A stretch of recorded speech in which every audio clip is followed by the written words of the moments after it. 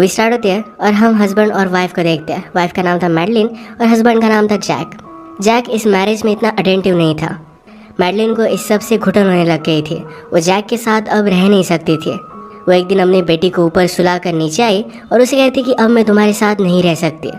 इस बात पर जैक बहुत ज़्यादा गुस्सा हो जाता है। वो ऊपर गया और अपनी बेटी को खिड़की से बाहर फेंकने लग गया। वो मैडलिन से कहता है कि अगर तुम मुझे छोड़ करके तो हमारी बेटी को मैं मार डालूंगा।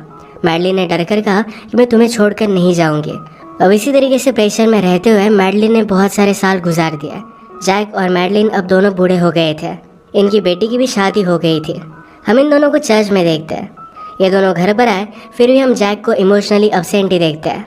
एक रात जैक को कॉल आता है और उसके ब्रदर की डेथ हो गई थी। उसने फ्यूनरल पर कहा कि मेरा ब्रदर बहुत अच्छा था, मैं आज जो भी कुछ हूँ वो सिर्फ मेरे ब्रदर की वजह से। इसके बाद हमें जैक का जॉब दिखाया जाता है। वो एक प्रिजन में पैरोल ऑफिसर का काम करता है। जो भी प्रिजनर्स ने अपने सेंटेंस के 70-80% टाइम निकाल दिया है उन्हें पैरोल असाइन की जाती है, मतलब वो जेल से जल्दी बाहर निकल सकते हैं। अब क्या वो प्रिजनर्स इसके लायक है, ये डिटरमाइन करने का काम ये जैक का होता है। आज जैक को जेलर ने अपने पास बुलाया। जैक की एज हो गई थी और अब वो रिटायर होने वाला था, तो सारे केस अब जैनिस के पास जाने वाले थे। जैक ने कहा कि मेरे पास जो करंट केस है इन्हें मैं कंप्लीट कर लेता हूँ, उसके बाद मैं चला जाऊँगा। इस बात के लिए उसका जेलर मान जाता है। आज जैक के पास एक कैदी आया जिसे खुद को स्टोन बोलना अच्छा लगता था। उसका नाम कुछ अलग था। जैक खुद से कहने लग गया कि अब मैं पूरी तरीके से बदल चुका हूँ। मेरे वाइफ ने मेरे लिए जॉब वगैरह सब कुछ लाइन अप करके रखा है। एक बार मैं जेल से बाहर निकल गया तो फिर से क्राइम नहीं करूँगा। जैक स्टोन के साथ फिर से क्राइम के बारे में बात करना चाहता था, पर स्टोन ने कहा कि वो बहुत सालों पहले हुआ था, अब वो फिर से इसके बारे में बात नहीं करना चाहता। वो जैक से कहता है कि तुम जिस तरीके से बात कर रहे हो तुम मुझे कभी भी पैरोल पर नहीं छोड़ोगे, तो इस वजह से हताश होकर जाने लग गया। जैक ने कहा कि अगर तुम गए तो फिर से तुम्हारे 3-4 साल बर्बाद हो जाएंगे। स्टोन फिर जैक के साथ बात करने लगता है। जैक स्टोन के साथ किसी भी चीज़ को लेकर बात करने के लिए रेडी था, तो उसकी वाइफ के बारे में वो बात करने लगते हैं। स्टोन ने कहा मेरी वाइफ बहुत ही अच्छी है, वो मेरे लिए कुछ भी कर सकती है। स्टोन ने पूछा तुम्हारी शादी को कितना टाइम हुआ है? जैक ने कहा कि हम 40 साल से एक साथ हैं। स्टोन वंडर करता है क्या इतने सालों बाद भी हस्बैंड वाइफ में प्यार बच सकता है। ये बात जैक को अच्छी नहीं लगती और इस पर वो बात करना बंद कर देता है।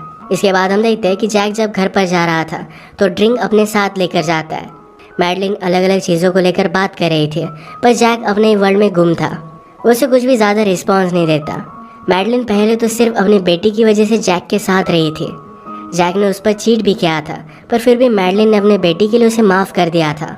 इसके बाद नेक्स्ट सीन में हम स्टोन और जैक को फिर से बात करता देख सकते हैं। स्टोन ने जैक से कहा कि जब मैं जेल में था तब मैंने बहुत सारी टेस्ट वगैरह ये सब लिए, मेरा एजुकेशन मैंने कंप्लीट किया है, मैं पूरी तरीके से अब बदल चुका हूँ। जैक ने कहा कि तुमने अपने कजन्स के साथ मिलकर अपने ग्रैंड पेरेंट्स को मार डाला था, इसके बारे में तुम क्या कहना चाहते हो? स्टोन ने कहा कि मुझे कुछ भी आइडिया नहीं था कि मेरे कज़न ऐसा कुछ करने वाले हैं, इस वजह से मैं पहले ही घर से बाहर निकल गया था। मुझे तो मर्डर के बारे में पता भी नहीं था। इसके बारे में मेरे कज़न ने टेस्टिमोनी दी थी, तो इस वजह से मुझे कम सज़ा हुई। जैक ने कहा कि तुम्हें अपने कज़न्स को रोकना चाहिए था। इसी मूवमेंट पर इनकी बातचीत खत्म हो जाती है। इसके बाद हम स्टोन की वाइफ लूसेटा को देखते हैं। लूसेटा एक टीचर थी।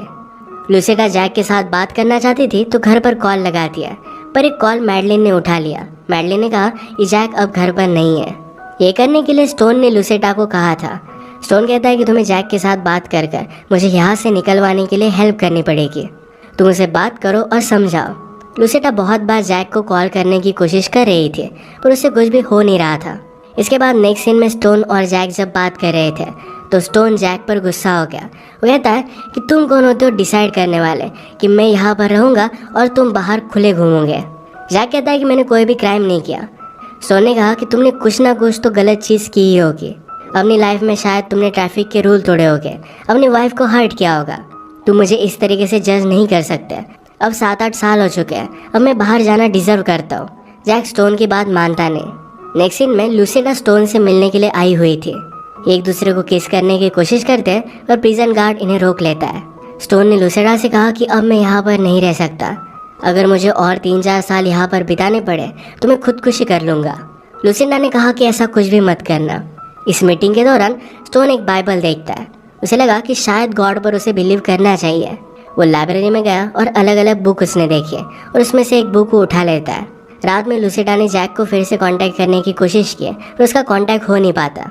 वो ज़रा बोर हो गई थी तो पार्टी करने के लिए चली जाती है और वहाँ पर एक आदमी के साथ इंटीमेट हो गई।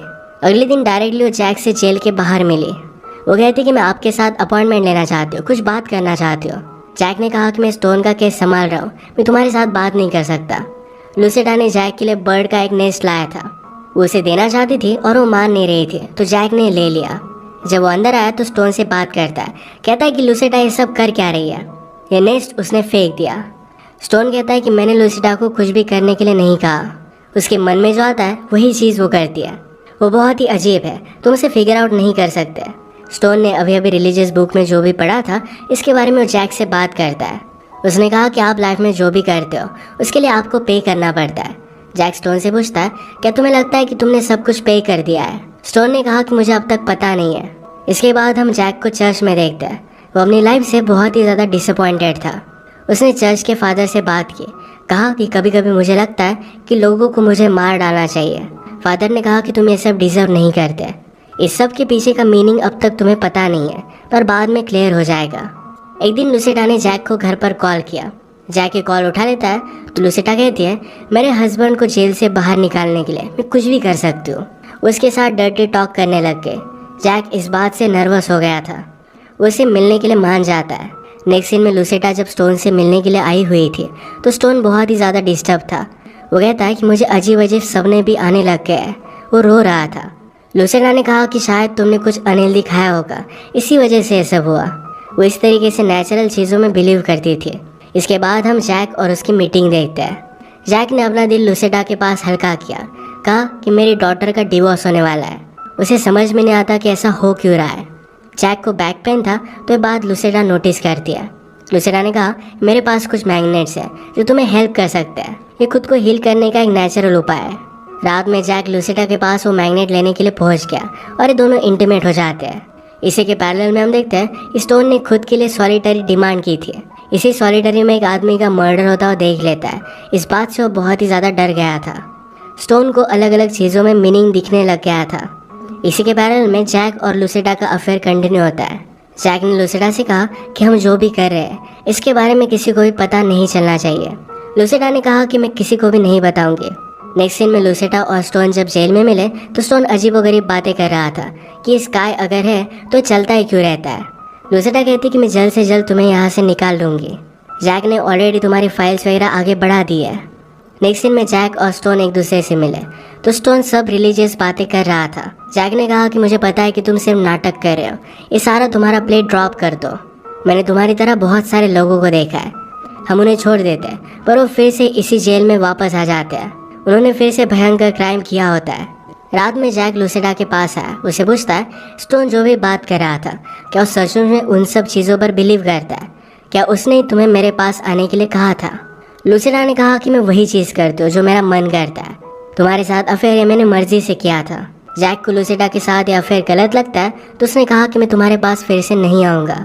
लुसिडा इस बात को मानने के लिए रेडी नहीं थी। नेक्स्ट सीन में स्टोन और जैक जब फिर से मिले तो स्टोन ने अपने क्राइम को कन्फेस कर दिया। उसने कहा कि मेरे कजन्स ने मेरे ग्रैंड पेरेंट्स को मार दिया था पर उसके बाद घर को जलाने का आइडिया मेरा था। मैंने जो भी किया इस बात के लिए मैं अब भी रिग्रेट नहीं करता। जो भी होता है ये एक पार्ट ऑफ द प्लान है। ये सब कुछ चीज़ें उसने रिलीजियस बुक से सीखी थी।